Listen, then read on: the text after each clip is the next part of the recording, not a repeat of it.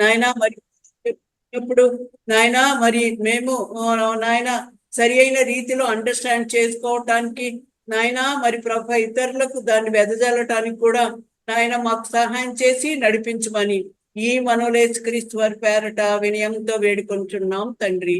Amen. Amen. Amen. ఎంత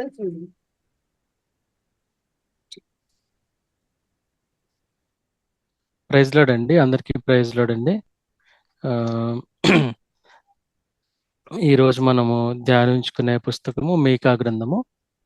మనము గత వారము యెషయా గ్రంథాన్ని మనము ధ్యానించుకుంటూ వచ్చాము.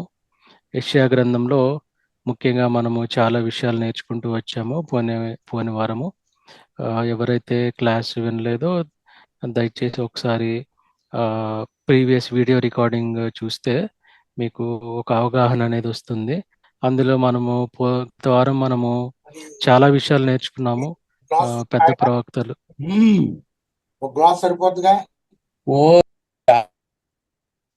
మనము పెద్ద ప్రవక్తల గురించి, చిన్న ప్రవక్తల గురించి, చెరకి వెళ్ళక ముందు, చెరకి తర్వాత జరిగిన సంఘటనల గురించి కూడా. వాయిస్ క్లియర్ ఉందా అమ్మా? వినపడుతుందా? వినపడుతుందా? Okay okay okay brother, proceed. Okay అండి. సో గత వారం మనము మేజర్ ప్రాఫిట్స్ గురించి, మైనర్ ప్రాఫిట్స్ గురించి, చెరక ముందు జరిగిన ప్రాఫిట్స్ ఎవరున్నారు, చెర తర్వాత జరిగిన ప్రాఫిట్స్ ఎవరున్నారు అనేది విషయాలు కూడా మనం నేర్చుకుంటూ వచ్చాము. అదేవిధంగా యెషయా గ్రంథం ఇంపార్టెన్స్ ఏంటి, యెషయా గ్రంథంలో ముఖ్యమైన అంశాలు, యెషయా జీవిత చరిత్ర ఎలా ఉండింది, దేవుడు ఏర్పరచుకున్న వ్యక్తి కాబట్టి ఆ విషయాలు కూడా మనం నేర్చుకుంటూ వచ్చాము. అదేవిధంగా మనము ప్రవక్తలు అంటే ఎవరు, ప్రవక్తల యొక్క రెస్పాన్సిబిలిటీస్ ఏంటి, దేవుడు వారిని ఎందుకు ఏర్పరచుకున్నాడు అనే అనేక విషయాలు మనము గత వారం చూసుకున్నాం. సో ఈ వారం కూడా మనము ధ్యానించుకునే పుస్తకం మీకా గ్రంథము. మనము గత వారమే యెషయా గ్రంథము, మీకా గ్రంథము కలిసి ధ్యానించుకోవాల్సిన అవసరం ఉంది. కానీ టైం లేని కారణంగా మనము యెషయా గ్రంథంతో ముగించాము. సో ఈ వారం మనము మీకా గ్రంథం చూసుకొని వచ్చే వారం మనము హోషేయ, ఆమోసు గ్రంథాలు కూడా మనము చదువుకుంటూ వస్తాం. ఎందుకు అంటే ఇవన్నీ కూడా సమకాలీన పుస్తకాలు కాబట్టి ఈ రచయితలు అంటే ఈ ప్రవక్తలు కూడా ఒకే కాలంలో ప్రవచించిన ప్రవక్తలుగా మనం చూస్తాం. యెషయా గ్రంథము, మీకా గ్రంథము, హోషేయ గ్రంథము, ఆమోసు గ్రంథము, ఈ 4 పుస్తకాలు కూడా మనకి చాలా ప్రాముఖ్యమైన పుస్తకాలుగా మనం గమనించాలి. అదేవిధంగా మీకా గ్రంథం గురించి మనం ఈరోజు ధ్యానించుకున్నట్లయితే, మీకా అనే వ్యక్తి ఒక ప్రవక్త. ఆ ప్రవక్త ఏ ప్రాంతానికి చెందినవాడు అంటే మోర్షెత్ ప్రాంతానికి చెందినవాడు. అదే మనము మొదటి అధ్యాయంలో చూస్తాము. యోతాము, ఆహాజు, హిజ్కియా అను యూదా రాజుల దినములలో షోమ్రోను గూర్చియు యెరూషలేమును గూర్చియు దర్శన రీతిగా మోరస్తీయుడైన మీకాకు ప్రత్యక్షమైన యెహోవా వాక్కు అని స్పష్టంగా మనకి 1వ అధ్యాయము 1వ వచనంలో మనకు రాయబడింది. అదేవిధంగా మనము యెషయా గ్రంథము 1వ అధ్యాయము 1వ వచనంలో చూస్తే గనక మనకి ఎందుకు అది చదవాలి అంటే, ఈ ఇద్దరి రాజుల పరిపాలన అంటే మీకా ప్రవచించేటప్పుడు, యెషయా ప్రవచించేటప్పుడు కూడా రాజులు సేమ్ అంటే ఒకే రాజులుగా ఉంటారు. మీరు మళ్ళీ మనం యెషయా గ్రంథము 1వ అధ్యాయము 1వ వచనంకి వస్తే, ఉజ్జియా, యోతాము, ఆహాజు, హిజ్కియాను యూదారాజుల దినములో యోదాను గూర్చియు యెరూషలేమును గూర్చియు ఆమోజు కుమారుడగు యెషయా కలిగిన దర్శనము. ఇక్కడ కూడా మనం చూస్తే మనకి యోతాము, ఉజ్జియా రాజు లేడు కానీ ఉజ్జియా చనిపోతాడు. యోతాము, ఆహాజు, హిజ్కియా ఈ 3 రాజులైతే యెషయా గ్రంథము అంటే యెషయా ప్రవక్త ప్రవచించేటప్పుడు ఉన్నారు. అదేవిధంగా మీకా ప్రవక్త ప్రవచించేటప్పుడు కూడా ఈ ప్రవక్తలు ఉన్నట్లుగా మనం చూస్తాం. అదే మనము మొదటి అధ్యాయము 1వ వచనంలో మనం చదువుకుందాం. అయితే ఈ మీకా గ్రంథంలో ముఖ్యంగా ప్రవక్త ఎందుకు ప్రవచించాల్సి వచ్చింది అంటే, ఇప్పుడు యెషయా గ్రంథంలో మనం కొన్ని చూసాము. ఏమని చూసామంటే, వీళ్ళు ఒక్క నిమిషం అండి.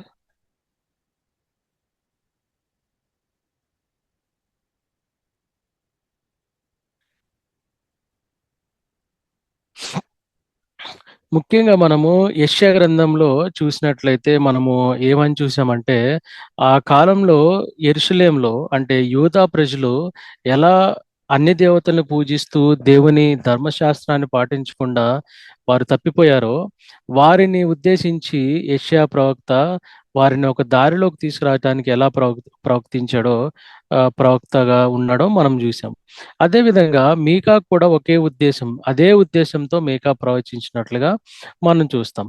కానీ కొన్ని ముఖ్యమైన విషయాలతో మీకా గ్రంథము రాయబడినట్లుగా మనం చూస్తాం. మెస్సియా గురించిన ప్రవచనాలు ముఖ్యంగా ఈ మీకా గ్రంథంలో మనకి కనిపిస్తూ వస్తాయి. అదేవిధంగా తీర్పు దినం అనేది ఎలా ఉంటుంది అంటే, తీర్పు దినాన్ని ఎలా ప్రజలు ఎదుర్కోవాల్సి వస్తుంది, దేవుని వాక్కుని పాటించకుండా దేవునికి విరుద్ధంగా ఇష్టానుసారంగా జీవించిన ప్రజలకి దేవుని తీర్పు ఎలా ఉంటుందో స్పష్టంగా మీకా ప్రవక్త ప్రవచించినట్లుగా మనం చూస్తాం.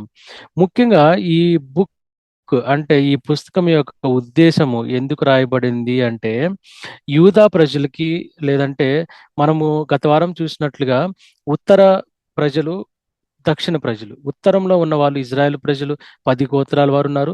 దక్షిణంలో ఉన్న వాళ్ళు యెరూషలేము రాజధానిగా యూదా ప్రజలు ఒక గోత్రం. అంటే యూదా గోత్రము, బెంజామీన్ గోత్రము ప్రజలు మనకున్నట్లుగా మనం చూసాం. అదేవిధంగా ఈ పుస్తకాన్ని రాయటానికి ఒక ముఖ్య ఉద్దేశం ఏంటంటే, ఈ యూదా ప్రజల్ని లేదంటే ఇజ్రాయెల్ ప్రజల్ని దేవుని ధర్మశాస్త్రాన్ని గాని, దేవుని వాక్కుని వారు నడుచుకునేటట్లుగా హెచ్చరించినట్లుగా మనం చూస్తామన్నమాట. అదేవిధంగా ఈ గ్రంథాన్ని ఎప్పుడు రాశారు అంటే, సుమారు 735 నుంచి 700 బీసీ కాలంలో ఈ పుస్తకం రాసినట్లుగా మనం చూస్తామన్నమాట. ఇది ముఖ్యంగా చాలా డెకేడ్స్ అంటే more than 10 years coverage of this book. అంటే ఈ చరిత్ర సుమారు అంటే లేదంటే ముఖ్యంగా 10 సంవత్సరాల పైన యొక్క చరిత్ర ఈ మీకా ప్రవచించినట్లుగా మనం చూస్తామన్నమాట. రాసిన ప్రవక్త ఎవరు అంటే మీకా ప్రవక్తనే ఈ పుస్తకం రాసినట్లుగా చూస్తాం. ముఖ్యంగా ఈ మీకా అంటే అర్థం ఏంటంటే, యెహోవా వంటి వాడెవడు, యెహోవా వంటి వాడెవడైనా ఉన్నారా అనే మీనింగ్ వచ్చేటట్లుగా ఈ మీకాకి హీబ్రూలో మనకి అర్థం వచ్చేటట్లుగా ఈ మీకా మీనింగ్ కూడా మనం చూస్తాం అన్నమాట. అదేవిధంగా ఎప్పుడు ఈ ఈ ఇన్సిడెంట్స్ ఎప్పుడు మీకా గ్రంథము ప్రవచించేటప్పుడు, లేదంటే మీకా ప్రవక్త ఇవన్నీ ప్రవచించేటప్పుడు ఎప్పుడంటే, అష్షూరియులు ఎప్పుడైతే నార్థన్ కింగ్డమ్ అంటే 10 గోత్రాల వారి ప్రజల్ని ఎప్పుడైతే తీసుకెళ్ళిపోతారో చెరకి, ఆ కాలంలో ఈ పుస్తకం రాసినట్లుగా, ఆ కాలానికి ముందే ఈ పుస్తకం రాసినట్లుగా మనం చూస్తామన్నమాట. ఎందుకంటే ఇప్పుడు యెషయా గ్రంథం మనం చూస్తే గనక యూదా ప్రజలకి అంటే దక్షిణంలో ఉన్న యూదా ప్రజలకి ప్రవక్తగా ఉన్నట్లుగా ప్రవచించినట్లుగా మనం చూస్తాము. అదేవిధంగా మీకా ప్రవక్త కూడా ఉత్తర దేశాన్ని ఉన్న అంటే 10 గోత్రాల వారి ప్రజలకు కూడా హెచ్చరించినట్లుగా మనము ఇక్కడ చూస్తాం అన్నమాట. ఇక్కడ ఇక్కడ ముఖ్యంగా మనము గత వారం చూసుకున్నట్లు యెషయా గ్రంథములో యెషయా ప్రవర్తించిన ప్రవక్తగా ఉండి ప్రవచించిన ప్రవచనాలు ఏంటంటే, బబులోనీయులు వచ్చి యూదా రాజ్యాన్ని కొనిపోబడతారు అని అంటే, బబులోనికి తీసుకెళ్ళిపోతారు చెరకి అని ప్రవచించినట్లుగా మనం చూస్తాం. అదేవిధంగా ఇక్కడ మనకి మీకా గ్రంథంలో ముఖ్యంగా అష్షూరియులు నార్థన్ కింగ్డమ్ అంటే ఉత్తర రాజ్యమైన 10 గోత్రాల వారిని కూడా చెరకు తీసుకెళ్ళిపోతారు అనే ప్రవచనాన్ని మీకా ప్రవచించినట్లుగా మనం చూస్తాం అన్నమాట. అదే విషయాన్ని కూడా మనం చదువుకుంటూ వస్తాము. సమరియా ప్రాంతం అంటే మనము యెరూషలేం రాజధానిగా దక్షిణ రాజధానిలో 2 గోత్రాలు, యూదా గోత్రము, బెంజామీను గోత్రానికి యెరూషలేం రాజధానిగా ఉంటే, పైన ఉన్న 10 గోత్రాలకి సమరియా ప్రాంతం అనేది రాజధానిగా ఉన్నట్లుగా మనం గుర్తుంచుకోవాలి. అదేవిధంగా యూదా, యెరూషలేం ప్రాంతాలకి ఈ ఈ మీకా ప్రవచనాలు ఉన్నాయి. అదేవిధంగా సమరియా ప్రాంతానికి కూడా మీకా ప్రవక్త ప్రవచించినట్లుగా మనం చూస్తాం అన్నమాట. ముఖ్యంగా ఈ మీకా గ్రంథంలో మనకి కొన్ని పుస్తకాలు మనకి మొత్తం బైబిల్‌లో కొన్ని పుస్తకాలు మనకి అంత్య దినాల గురించి కానీ, లేదంటే దేవుని రాకడకు వచ్చే సూచనలు కానీ, ఇవన్నీ కూడా రాయబడింది. ముఖ్యంగా మనం చూసుకునే గ్రంథాలు ఏంటంటే యెషయా గ్రంథంలో ఉంటుంది, దానియేలు గ్రంథము, హెజ్కేలు గ్రంథంలో రాయబడి ఉంటుంది. అదేవిధంగా రెవల్యూషన్ అంటే ప్రకటన గ్రంథంలో కూడా ఇవన్నీ రాయబడి ఉన్నాయి. అదేవిధంగా మీకా గ్రంథంలో కూడా ఈ ఈ లాస్ట్ మూమెంట్స్ అంటే చివరి దినాలు ఎలా ఉంటాయి అనేవి కూడా మనము స్పష్టంగా ఈ గ్రంథంలో రాయబడినట్లుగా మనం చూస్తాం. కీ వర్సెస్ చూద్దాం మనం ఇప్పుడు. మీకా గ్రంథంలో ఉన్న ముఖ్యమైన వచనాలు మనం నేర్చుకుంటే గనక ఈ మీకా గ్రంథాన్ని ఈజీగా అర్థం చేసుకోవటానికి మనకు ఉంటుంది. సో ఈ మీకా గ్రంథంలో మనకి ముఖ్యంగా 7 వచనాలు మాత్రమే ఉన్నాయి. అంటే మనం రోజుకి ఒక చాప్టర్ చదువుకున్నా సరే మనకి 7 రోజుల్లో కంప్లీట్ చేయొచ్చు, లేదంటే ఒకే సిట్టింగ్ లో కూడా కంప్లీట్ చేయొచ్చు. ఇవన్నీ కూడా ఈ ఈ ఈ పుస్తకం ఒకే సిట్టింగ్ లో మనం చదువుకుంటే గనక మనకి చాలా అర్థం ఇచ్చే చివరి దినాలు ఎలా ఉంటాయి, దేవుని ప్రవచనాలు కొన్ని నెరవేరిని ఏంటి అనేది కూడా, మెస్సియా గురించిన ప్రవచనాలు కూడా మనం తెలుసుకుంటాం. రండి మనము ఆ 4వ అధ్యాయము 1వ వచనం నుంచి 5వ వచనం వరకు ఎవరన్నా, నేను ఒక వచనం చదువుతాను, తర్వాత మీరు ఎవరైనా ఒక వచనం చదవండి. 1 నుంచి 5వ అధ్యాయం వరకు, 1 నుంచి 5వ వచనం వరకు 4వ అధ్యాయం. మొదటి వచనము. అంత్య దినములలో యెహోవా మందిర పర్వతముల శిఖరమున స్థిరపరచబడి కొండల కంటే ఎత్తుగా ఎత్తబడగా ప్రవాహము వచ్చినట్లు జనులు దానిలోనికి వత్తురు. అన్మ్యూట్ చేసుకొని చదవండి ఎవరైనా. కాబట్టి ఆ కాలమున అన్యజనుల అనేకులు వచ్చి సియోనులో నుండి ధర్మశాస్త్రమును, యెరూషలేములో నుండి యెహోవా వాక్కును బయలువెళ్ళును. యాకోబు దేవుని మందిరమునకు యెహోవా పర్వతమునకు మనం వెళ్ళుదము రండి. ఆయన తన మార్గముల విషయమై మనకు బోధించును. మనము ఆయన త్రోవలను నడుచుకుందామని చెప్పుకుందురు. ఆయన మధ్యవర్తి అయి అనేక జనములకు న్యాయము తీర్చును. దూరమున నివసించు బలము గల అన్యజనులకు తీర్పు తీర్చును. వారు తమ ఖడ్గములను నాగటి నక్కులుగాను తమ ఈటలను మచ్చు కత్తులుగాను సాగకొట్టుదురు. జనము మీదకి జనము ఖడ్గము ఎత్తకయుండును. యుద్ధము చేయ నేర్చుకునుట జనులు ఇక మానివేతురు. ఎవరి భయము లేకుండా ప్రతి వాడును తన ద్రాక్ష చెట్టు క్రిందను తన అంజూరపు చెట్టు క్రిందను కూర్చుండును. సైన్యములకు అధిపతి యెహోవా మాట ఇచ్చి ఉన్నాడు. సకల జనములు తమ తమ దేవతల నామము స్మరించుచు నడుచుకొందురు. మనమైతే మన దేవుడైన యెహోవా నామము నెల్లప్పుడును స్మరించుకొందుము. ఇక్కడ మనము అబ్జర్వ్ చేసినట్లయితే స్పష్టంగా మనకి దేవుని రాక సూచనలు, అంత్య దినాలు ఎలా ఉంటాయి అంటే మనం యెషయా గ్రంథంలో కూడా చూసాము. మనకి దేవుడు జడ్జ్మెంట్ ఇచ్చే రోజు ఎలా ఉంటుంది, తర్వాత అదే తీర్పు నుంచి దేవుడు మనకి రక్షణకర్తగా ఉండి మనల్ని ఎలా రక్షిస్తాడనే వచనాలు కూడా, ఆ నిరీక్షణ కూడా మనము చూసాము. అదేవిధంగా ఈ వచనాలు చదువుకుంటే కనుక మనకి స్పష్టంగా ఏమర్థమవుతుందంటే దేవుని చివరి రోజుల్లో మనుషులు ఎలా జీవిస్తారు, ఈ లోకం ఎలా ఉంటుంది అంటే ఈ వచనాలన్నీ పాజిటివ్ సెన్స్ లో మనకి రాయబడినట్లుగా చూస్తాం. అంటే ఒకరి మీద ఒక ద్వేషం ఉండదు, ఒకరినొకరు యుద్ధాలు చేయటానికి వారు ప్రావీణ్యత కొరకు వారు ట్రైనింగ్ తీసుకోవాల్సిన అవసరం లేదని రాయబడింది. ఇంకా ఏ చింత లేకుండా ఎవరి ద్రాక్ష చెట్టు కింద వాళ్ళు కూర్చుంటారని రాసి ఉంది. యెహోవా ఇచ్చు ఆజ్ఞలను పాటించి దాని ప్రకారం నడుచుకుంటామని రాసింది. ఇప్పుడున్న లోకానికి, ఇక్కడ మనం 5 వచనాలు చదివిన లోకానికి చూస్తే గనక కంపారిజన్ చేస్తే అసలు సంబంధమే లేదు. ఇప్పుడున్న లోకం ఎట్లుంది, మొత్తం కూడా మనకి పాపంతో నిండుంది, కక్షలతో నిండుంది, ప్రేమలు లేవు. ఇట్లా అంత్య దినాల్లో అలానే ఉంటది.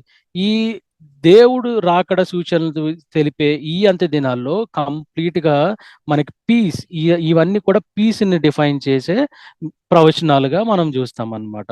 అదేవిధంగా ఇంకో కీవర్డ్ చదువుకుందాము. మీకా గ్రంథము 5వ అధ్యాయము 2వ వచనము. బెత్లెహేము ఎఫ్రాతా యూదా వారి కుటుంబములలో నీవు స్వల్ప గ్రామమైనను నా కొరకు ఇజ్రాయేలీలను ఏలుబడివాడు నీలో నుండి వచ్చును. పురాతన కాలము మొదలుకొని శాశ్వత కాలము ఆయన ప్రత్యక్షమగుచుండెను. అంటే ఇక్కడ బెత్లెహేములో గురించి మెస్సియా ఆ ప్రాంతం నుంచి ఎలా యేసుక్రీస్తు ప్రభువారు ఈ లోకానికి వస్తారనేది స్పష్టంగా ఈ ప్రవచనం రాయబడింది. అంటే ఈ ఈ ప్రవచనం నెరవేర్చబడింది కదండి, నెరవేర్చబడింది. Fulfilment of this prophecy. అంటే కొన్ని ప్రవచనాలు మనకి నెరవేర్చబడ్డాయి, కొన్ని ప్రవచనాలు మనకి నెరవేర్చబడలేదు. మనం ఇప్పుడు చదువుకున్న 4వ అధ్యాయము 1వ వచనం నుంచి 5వ వచనము మెయిన్ వర్సెసే మనం చదువుకున్నాము. దాని కింద ఇంకా ఉన్నాయి. ఆ దినమున నేను అని ఉంది కదండి. ఈ 4వ అధ్యాయం మొత్తం మీరు చదువుకుంటే ఆ దినాలు ఎలా ఉంటాయో అనేది రాయబడింది. అంటే ఈ దినాలు ఇంకా ఫుల్ఫిల్ అవ్వలేదు. అంటే ఇంకా ఇవి ప్రవచనాలు ఉన్నాయి, ఫుల్ఫిల్ అవ్వలేదు. ఇప్పుడు మనం చదువుకుంది మెస్సియా గురించి చదువుకున్నది మనకి ఫుల్ఫిల్ అయింది. సో మనకి ఇంకో కీవర్డ్ చదువుకుందాము. మీకా గ్రంథము 6వ అధ్యాయము 8వ వచనము. మనుష్యుడా, ఏది ఉత్తమమో ఏది నీకు తెలియజేయబడి ఉన్నది, అది నీకు తెలియజేయబడి ఉన్నది. న్యాయముగా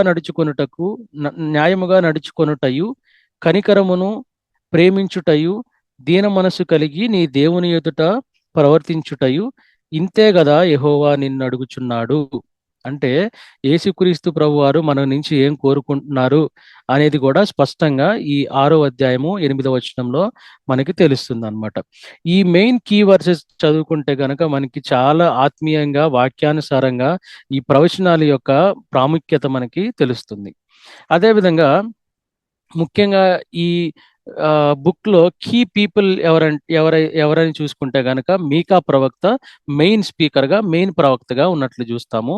అదేవిధంగా యూదా ప్రజలు, ఇజ్రాయెల్ ప్రజలకి ఈ ప్రవచనాలు రాసినట్లుగా చూస్తాము. అదేవిధంగా ఆ కాలంలో ఉన్న రాజులకి, ఆ కాలంలో పరిపాలించే నాయకులకి కూడా ఇవి రాసినట్లుగా మనం చూస్తాము.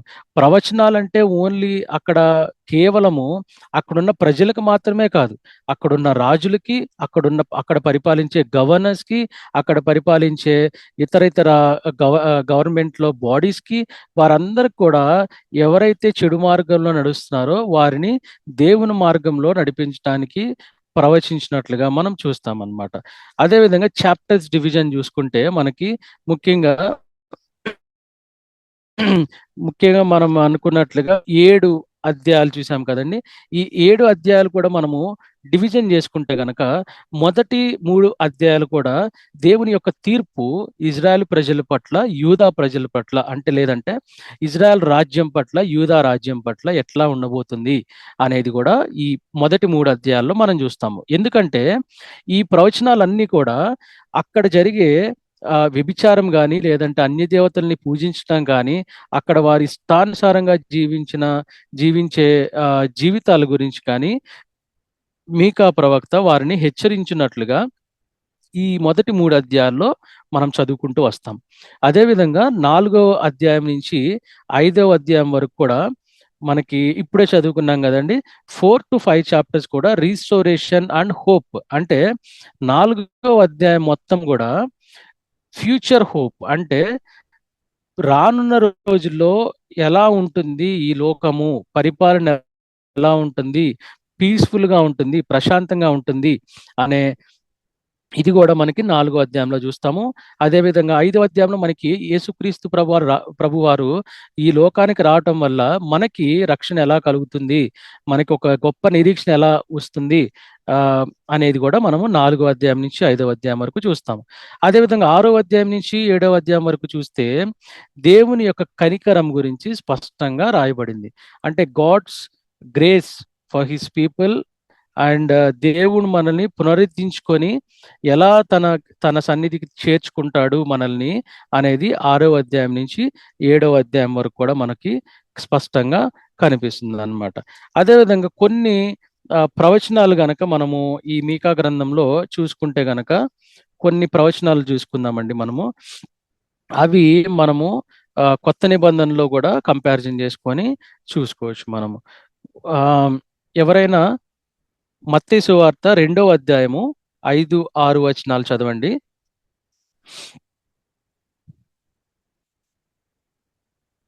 మత్తయి సువార్త 2వ అధ్యాయము 5-6 వచనాలు బిగ్గరగా చదవండి.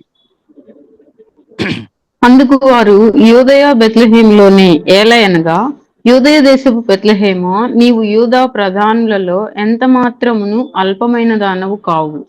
ఇశ్రాయేలును నా ప్రజలను పరిపాలించు అధిపతి నీలో నుండి వచ్చును అని ప్రవక్త ద్వారా వ్రాయబడి ఉన్నదండి. ఇక్కడ ప్రవక్త ద్వారా రాయబడి ఉంది అని ఉంది కదండి. అది ఎక్కడ ఉంది మీకా గ్రంథంలో అంటే, నేను చదువుతున్నాను, ఇప్పుడే చదివాను, మళ్ళీ చదువుతాను వినండి. 5వ అధ్యాయము 2వ వచనంలో, బెత్లెహేము ఎఫ్రాత యూదా వారి కుటుంబములలో నీవు స్వల్ప గ్రామమైనను నా కొరకు ఇజ్రాయేలీయులను ఏలుబడువాడు నీలో నుండి వచ్చును. పురాతన కాలము మొదలుకొని శాశ్వత కాలము ఆయన ప్రత్యక్ష మగుచుండెను. అంటే ఇక్కడ కొత్త నిబంధనలో కూడా ఈ ప్రవచనాన్ని ప్రస్తావించినట్లుగా మనం చూస్తాం. అంటే ఇక్కడ రాయబడింది కదా అనేది అక్కడ స్పష్టంగా మనకి మత్తయి సువార్తలో రాసిన గ్రంథకర్త మాట్లాడుతున్నట్లుగా మనం చూస్తాం. అదేవిధంగా యోహాను సువార్త 7వ అధ్యాయము 42వ వచనం కూడా చదవండి. యోహాను సువార్త 7వ అధ్యాయము 42వ వచనము.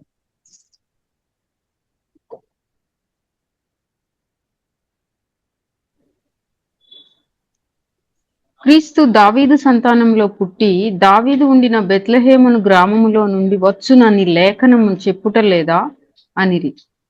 అందుకు ఆయన గూర్చి జనసమూహంలో చాలు సిస్టర్. ఇక్కడ చూడండి, మళ్ళీ బెత్లెహేము పలుమార్లు ప్రస్తావించబడింది. మత్తయి సువార్త 2వ అధ్యాయం 5వ వచనం 6వ వచనంలో ప్రస్తావించబడింది. యోహాను సువార్త 7వ అధ్యాయం 42లో ప్రస్తావించబడింది. ఈ ప్రస్తావన కూడా ముఖ్యంగా దేన్ని బేస్ చేసుకొని అంటే, మీకా గ్రంథము 5వ అధ్యాయం 2వ వచనం బేస్ చేసుకొని ప్రస్తావించినట్లుగా చూస్తాం. అంటే ముందే ఎన్నో సంవత్సరాల క్రితము యేసుక్రీస్తు ప్రభువారు జన్మించక ముందే ఫలానా గ్రామంలో జన్మిస్తారు అని చెప్పేసి ప్రవచనాలు మనకి స్పష్టంగా చెప్పినట్లుగా చూస్తాము. తర్వాత అదేవిధంగా మత్తయి సువార్త 10వ అధ్యాయము 35 నుంచి 36 చదవండి. మత్తయి సువార్త 10వ అధ్యాయము 35, 36.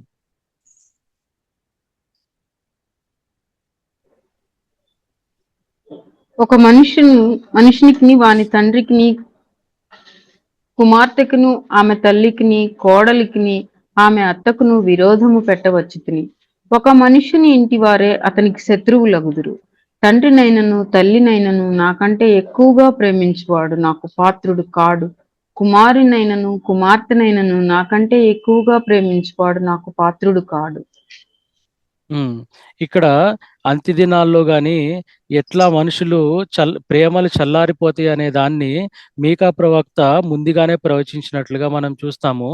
అదే ప్రవచనాన్ని యేసుక్రీస్తు ప్రభువారు జన్మించిన కాలంలో కూడా ఆ ధర్మశాస్త్రాన్ని చదువుతూ వారు ధ్యానిస్తూ వచ్చినట్లుగా మనం చూస్తాం. ఇదే విషయాన్ని మనము మీకా గ్రంథము 7వ అధ్యాయము 6వ వచనంలో కూడా ఇప్పుడు చదివిన వచనాలే ఇక్కడ రాయబడింది. కుమారుడు తండ్రిని నిర్లక్ష్య పెట్టుచున్నాడు, కుమార్తె తల్లి మీదకిని కోడలు అత్త మీదకిని లేచెదరు. ఎవరి ఇంటి వారు వారికే విరోధులగుదురు.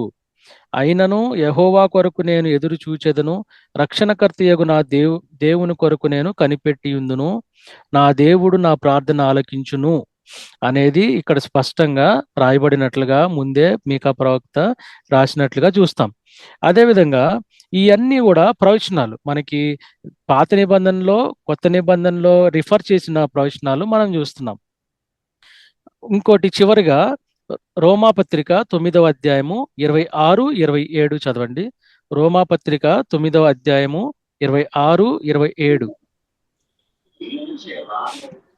మరియు జరుగునదేమనగా, మీరు నా ప్రజలు కారని ఏ చోటను వారితో చెప్పబడెనో ఆ చోటనే జీవము గల దేవుని కుమారులని వారికి పేరు పెట్టబడును అని హోషేయలో ఆయన చెప్పుచున్నాడు.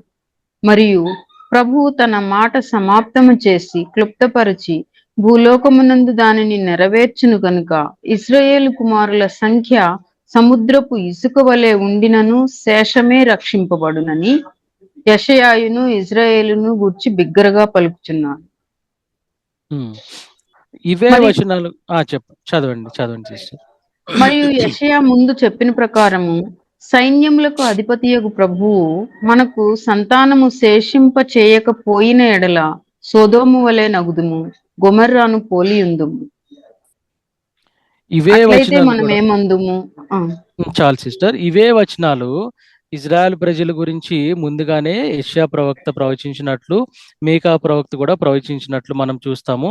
అదే విషయాన్ని మనము మీకా గ్రంథము 2వ అధ్యాయము 12వ వచనం చదివితే, యాకోబు సంతతి తప్పక నేను మేము నందరినీ పోగు చేయుదును, ఇజ్రాయేలీయులలో శేషించిన వారిని తప్పక సమకూర్చుదును, బోస్రా గొర్రెలు కూడునట్లు వారిని సమకూర్చుదును, తమ మేత స్థలములలో వారిని పోగు చేతును, గొప్ప ధ్వని పుట్టునట్లుగా మనుష్యులు విస్తారముగా కూడుదురు, ప్రాకారములు పడగొట్టువాడు వారికి ముందుగా పోవును, వారు గుమ్మమును పడగొట్టి దాని ద్వారా దాటిపోవుదురు, వారి రాజు వారికి ముందుగా నడుచును, యెహోవా వారికి నాయకుడిగా ఉండును. అంటే యెరూషలేము గురించి కానీ, అప్పుడు జరగబోయే పరిస్థితుల గురించి, యెరూషలేము గోడల గురించి కానీ, వాటి గురించి ముందుగానే ప్రవచించినట్లుగా మనం చూస్తున్నాం అన్నమాట. ఇవన్నీ ప్రవచనాలు కూడా, కొన్ని ప్రవచనాలు నెరవేర్చబడాలి, కొన్ని ప్రవచనాలు ఇంకా నెరవేర్చబడలేదు. ఇవి మనము స్పష్టంగా గుర్తుపెట్టుకోవాల్సిన అవసరం ఉంది. అదేవిధంగా మనకి ఈ ముఖ్యంగా ఇక్కడ బర్త్ ప్లేస్ ఆఫ్ మెస్సియా అంటే బెత్లెహేములో యేసుక్రీస్తు ప్రభువారు పుడుతున్నాడు అనేది కూడా మనకి ఫుల్ఫిల్ అయిన ప్రామిస్ గా మనం మీకా గ్రంథము 5వ అధ్యాయం 2వ వచనంలో మనము చూడొచ్చు. అదేవిధంగా మనం స్పష్టంగా ఈ 7 వచనాలు గనక క్లుప్తంగా చూసుకోవాలి అంటే, మొదటి వచనంలో సమరియా అంటే అష్షూరీయులు వచ్చి సమరయ రాజ్యాన్ని కూలగొట్టి ఆ ప్రజల్ని ఎలా తీసుకెళ్లారనేది మనము మొదటి అధ్యాయంలో చూస్తాము. 2వ అధ్యాయంలో కూడా ఎవరైతే పరిపాలించే రాజులు కానీ, పరిపాలించే గవర్నింగ్ బాడీస్ కానీ ఎవరైతే ఉన్నారో వారు ప్రజల్ని ఎలా వేధిస్తున్నారు, లేదంటే ప్రజల పట్ల ఎలా బిహేవ్ చేస్తున్నారు అనే విషయాన్ని గుర్తుపెట్టుకొని ఈ ప్రవక్త వారిని హెచ్చరిస్తూ రాసినట్లుగా మనం చూస్తాము. ఆ కాలంలో కొంతమంది ప్రజలైతే, లేదంటే కొంతమంది రాజులు కానీ, పరిపాలించే వారు తప్పుడు బోధలు చేస్తూ వారికి తాగుడు గురించి కానీ, దొంగతనాల గురించి కానీ, వాటి గురించి బోధించేవారుగా ఆ కాలంలో ఉన్నట్లుగా స్పష్టంగా మనకి 2వ అధ్యాయం మొత్తం చదివితే మనకు తెలుస్తుంది. ఆ విధంగా వారిని హెచ్చరిస్తానికి కొన్ని ప్రవచనాలు లేదంటే కొన్ని వాక్యాలు కూడా మీకా దేవుని గురించి చెప్పినట్లుగా మనం చూస్తాం. అదేవిధంగా 3వ అధ్యాయంలో చూస్తే మనము కొంతమంది ప్రవక్తలు అంటే యెషయా గ్రంథంలో మనము లాస్ట్ వీక్ చూసుకున్నట్లుగా అబద్ధ ప్రవక్తలు కూడా ఉన్నారు, మీకు గుర్తుండే ఉంటుంది. సో ఆ అబద్ధ ప్రవక్తల గురించి, రాజుల గురించి, ప్రధాన యాజకుల గురించి, వారి పట్ల దేవుడు ఎలా తీర్పు తీరుస్తాడు, వారు గనక చెడు మార్గంలో నడిచి దేవుని మార్గంలో నడవకుండా ఉంటే దేవుడు వారి పట్ల ఎలా తీర్పు తీరుస్తాడనేది 3వ అధ్యాయంలో రాసినట్లుగా మనం చూస్తాం. అదేవిధంగా 4వ అధ్యాయంలో యెరూషలేము పట్ల అంటే యూదా ప్రజలకి ఒక పెద్ద ప్రవచనం చేసినట్లుగా, అంటే అక్కడున్న యెరూషలేము మందిరం గురించి బబులోను ఎలా నాశనం చేసి ఆ యెరూషలేము పట్టణాన్ని లేదంటే ఆ ప్రజల్ని తీసుకెళ్ళిపోతుందో ఈ 4వ అధ్యాయంలో స్పష్టంగా రాయబడినట్లుగా మనం చూస్తాము.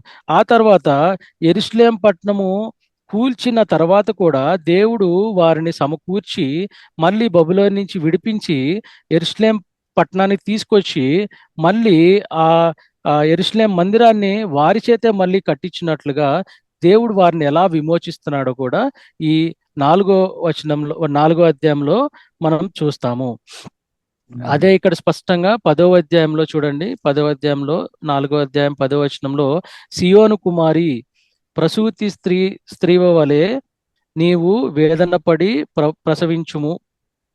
ప్రసవించుము, నీవు పట్టణము విడిచి బయట వాసము చేతువు, బబులోను పురము వరకు నీవు వెలుదువు, అక్కడనే నీవు రక్షణ నందుదువు, అక్కడనే యెహోవా నీ శత్రువుల చేతిలో నుండి నిన్ను విమోచించును, మమ్ము చూచుచుండగా సియోను అపవిత్రపరచబడును గాక అని చెప్పుకొనుచు అన్ని జనులనేకులు నీ మీదకి కూడి వచ్చి ఉన్నారు. ఇప్పుడు ఇక్కడ 4వ అధ్యాయం 10వ వచనంలో సియోను కుమారి అంటే యెరూషలేం పట్టణం గురించి రాస్తున్నట్లుగా మనం చూస్తాము. సియోను కుమారి అంటే యెరూషలేం పట్టణము. యెరూషలేం పట్టణము విడిచి బబులోనికి వెళ్ళి అక్కడ మళ్ళీ విమోచన కలిగి మళ్ళీ ఇక్కడికి వచ్చి అదే విధంగా మరి యెరూషలేము మందిరాన్ని కడతారు అనేది ఈ ప్రవచనం కూడా రాసినట్లుగా మనం 4వ అధ్యాయంలో చూస్తాము. అది 4వ అధ్యాయం. 5వ అధ్యాయంలో మనకు రాయబడింది ఏంటంటే, ఇక్కడ యెరూషలేము పట్టణము కట్టిన తర్వాత ఎట్లా మనకి దేవుని రాజ్యము శాంతిగా ఉంటుంది, అంటే దేవుని పరిపాలన ఏ విధంగా ఉంటుంది అనేది 5వ అధ్యాయంలో మనం చూస్తాము. మెస్సియా ప్రవక్త వస్తున్నట్లుగా బెత్లెహేములో పుడతాడు. యెషయా ప్రవక్త ద్వారా, మీకా ప్రవక్త ద్వారా ఈ ప్రవచనాలు పలికించి ఆ విధంగా యేసుక్రీస్తు ప్రభువారి ద్వారా శాంతి ఈ లోకానికి ఎలా వస్తుంది అనేది 5వ అధ్యాయంలో స్పష్టంగా రాసింది. తర్వాత 6వ అధ్యాయం చూస్తే కనుక 6వ అధ్యాయం చాలా కీలకంగా, చాలా ప్రాముఖ్యమైన అధ్యాయంగా మనం గమనించాలి. ఎందుకంటే దేవునికి ఇష్టమైంది ఏంటి అనేది ఈ 6వ అధ్యాయంలో మనకి స్పష్టంగా రాయబడింది. దేవుడు మన నుంచి ఏం కోరుకుంటున్నాడు? దేవుడు మనల్ని పరిశుద్ధులుగా ఉండాలని కోరుకుంటున్నాడు. అంటే వేలాది పొట్టేళ్ళు, విస్తారమైన తైలం కూడా దేవుడికి అవసరం లేదు. దేవుని పట్ల దేవుడు జనుల పట్ల కనికరం కలిగి దీన మనసు కలవారై ఉండాలని చెప్పేసి ఈ వచనం మొత్తం కూడా దాని గురించే మనకి రాసినట్లుగా చూస్తాం. అంటే మనకు ఒక పాట కూడా ఉంటుంది కదండి, వేలాది పొట్టేలనా విస్తారమైన తైలం అనే ఒక పాట ఉంటుంది. సో ఈ అధ్యాయం నుంచే ఆ పాట కూడా తీసుకొని రాయటం కూడా జరిగిందనమాట. ఇది 6వ అధ్యాయంలో మనకి స్పష్టంగా తెలిపే విషయాలు. అంటే దేవుడు మన నుంచి ఏం కోరుకుంటున్నారో 6వ అధ్యాయంలో మనం చూస్తాం. అదేవిధంగా 7వ అధ్యాయంలో మనకి ఇక్కడ మీకా ప్రవక్త యేసుక్రీస్తు ప్రభు వారిని కొన్ని క్వశ్చన్స్, అంటే జవాబు ఇచ్చే ప్రశ్నలు కాదులే కానీ దేవుణ్ణి కొన్ని ప్రశ్నలు అడుగుచూ దేవునిని ప్రార్థిస్తూ లేదంటే దేవునిని గణపరుస్తూ ఈ పుస్తకం ముగిసినట్లుగా మనం చూస్తాము. అదే మనము 18వ అధ్యాయం నుంచి 20వ అధ్యాయం వరకు చూస్తే తన స్వాస్థ్యంలో శేషించిన వారి దోషమును పరిహరించి వారు చేసిన అతిక్రమముల విషయమై వారిని క్షమించి దేవుడువైన నీతో సముడైన దేవుడున్నాడా? ఆయన కనికరము చూపుటయందు సంతోషించువాడు గనుక నిరంతరము కోపముంచడు. ఆయన మరలా మన యందు జాలిపడును, మన దోషములను అణిచివేయును. వారి పాపములన్నిటినీ సముద్రపు అగాధములలో నీవు పడవేతువు. పూర్వకాలమున నీవు మీ పితరులైన అబ్రహాము, యాకోబులకు ప్రమాణము చేసిన సత్యమును కనికరమును నీవు అనుగ్రహింతువు. ఇది 18వ అధ్యాయం నుంచి 18వ వచనం నుంచి 20వ వచనం వరకు కూడా మనం గమనిస్తే చాలా ఆదరణ కలిగించే వచనాలు. అంటే మీకా ప్రవక్త స్పష్టంగా వారికి తెలియజేస్తున్నాడు. అంటే యేసుక్రీస్తు ప్రభు వారి గురించి లేదంటే యెహోవా దేవుడి గురించి స్పష్టంగా దేవుడు క్షమిస్తాడు, ఎటువంటి పాపినైనా సరే క్షమిస్తాడు అనేది స్పష్టంగా ఇక్కడ దేవుని వంటి వాడెవరు అనే మీకా గ్రంథం యొక్క అర్థం మనం ఏం చూసామండి? యెహోవా వంటి వాడెవరు, యెహోవా వంటి యెహోవా వంటి వారెవరైనా ఉన్నారా అనేది కూడా మనకి స్పష్టంగా ఇక్కడ ఈ 18 నుంచి 20 వచనాలు కూడా మనకి స్పష్టంగా తెలుస్తుంది. అందరూ కూడా మీరు వీలైన వారు కూడా అన్మ్యూట్ చేసుకొని 18 నుంచి 20 వచనాల వరకు కూడా చదవాలని కోరుతున్నానండి. అందరూ అన్మ్యూట్ చేసుకోండి. ఎవరు వీలుంటే వారు అన్మ్యూట్ చేసుకొని 18వ వచనం నుంచి 20వ వచనం వరకు స్పష్టంగా బిగ్గరగా చదవండి.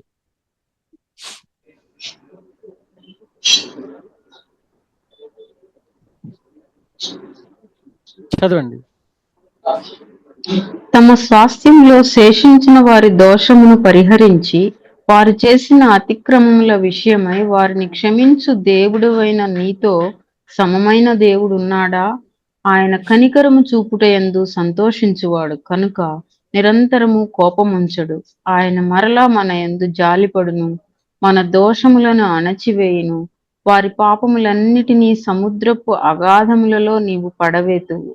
పూర్వకాలమున నీవు మా పితరులైన అబ్రహాము, యాకోబులకు ప్రమాణం చేసిన సత్యమును కనికరమును నీవు అనుగ్రహింతువు.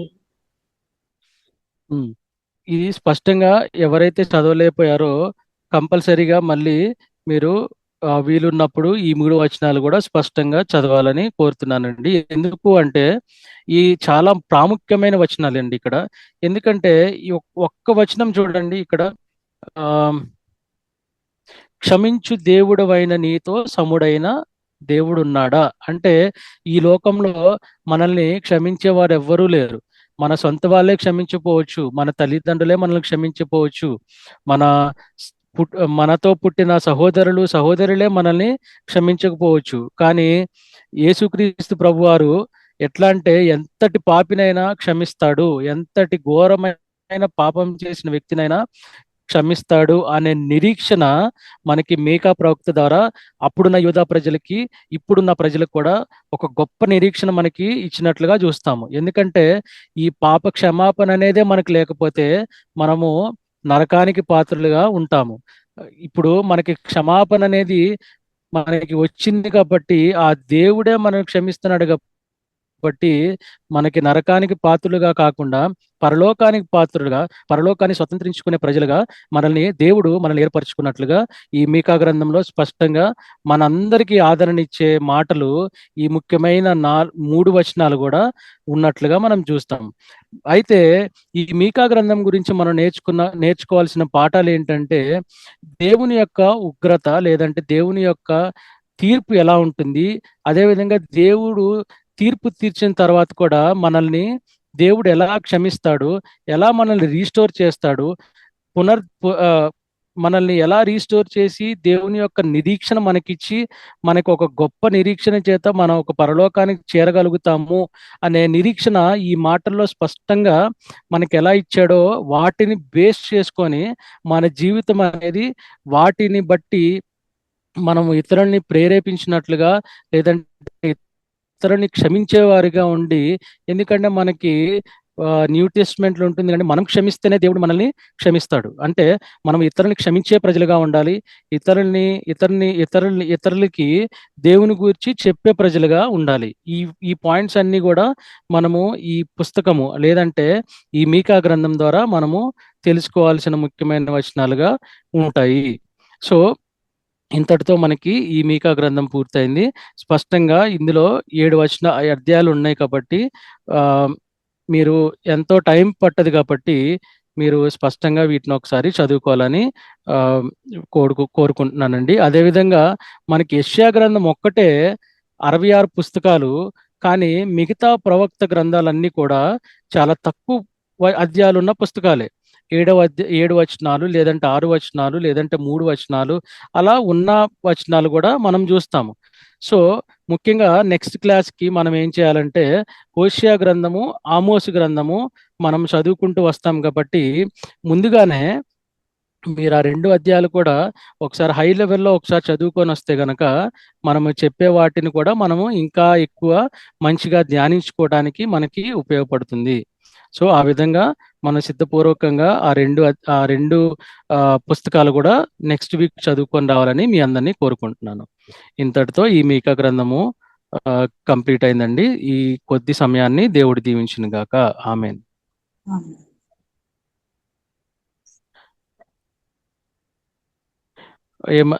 పీపీటీస్ చూస్తున్నారండి? ఇంకేమన్నా ఫీడ్బ్యాక్ కానీ మీకేమన్నా పీపీటీస్లో మ్యాక్సిమం నేను కొంచెం ఇంగ్లీష్లోనే ఇంక్లూడ్ చేస్తున్నాను, తెలుగు వచ్చేసరికి కొంచెం డివిజన్ వరకు చేస్తున్నానండి.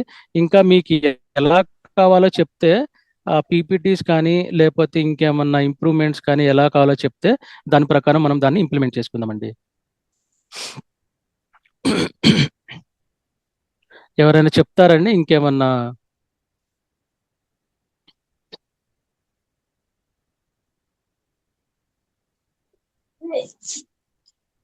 ఆంటీ ఉన్నారా? ఆంటీ ఏమన్నా ఫీడ్బ్యాక్స్ ఏమైనా ఉన్నాయా ఆంటీ? అంటే మనము పీపీటీస్ కానీ ఏమన్నా ధ్యానించుకోవడానికి నేను ఇమేజెస్ అలా పెడుతున్నాను. ఇంకేమైనా తెలుగులో కావాలి అంటే తెలుగులో కూడా ఇంకా కొంచెం స్పష్టంగా పెడతానండి. ఇంకేమైనా ఉంటే నాకు తర్వాత వాట్సాప్లో అయినా తెలియజేయచ్చు, లేదంటే విజయ్ బ్రదర్కి అయినా చెప్పండి. దాని ప్రకారం మనము ప్యాటర్న్ ప్రకారం ఫాలో అవుదామండి.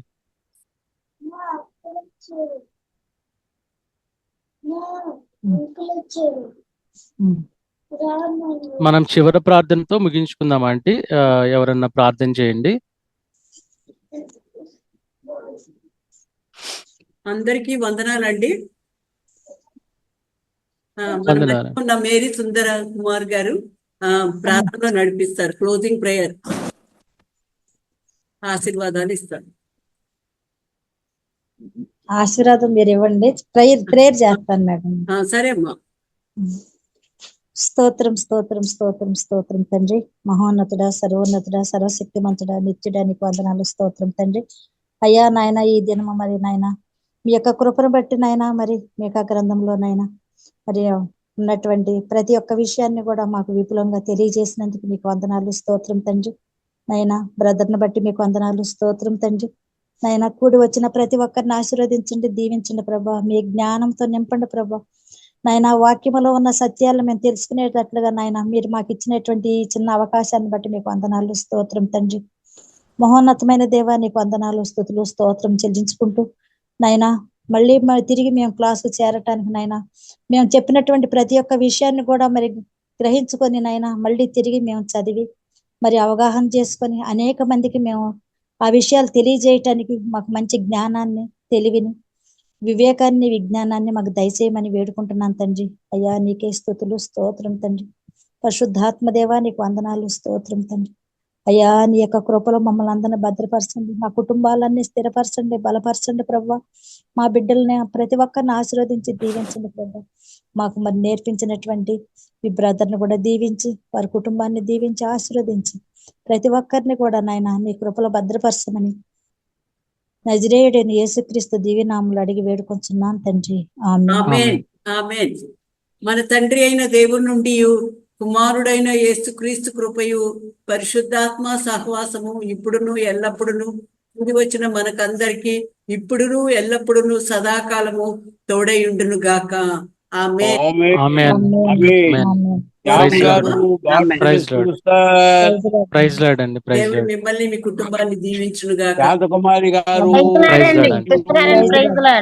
ప్రైజ్ లార్డ్ అమ్మా. Praise Lord. గారు, మేరీ సుందర కుమారి గారు, ప్రైజ్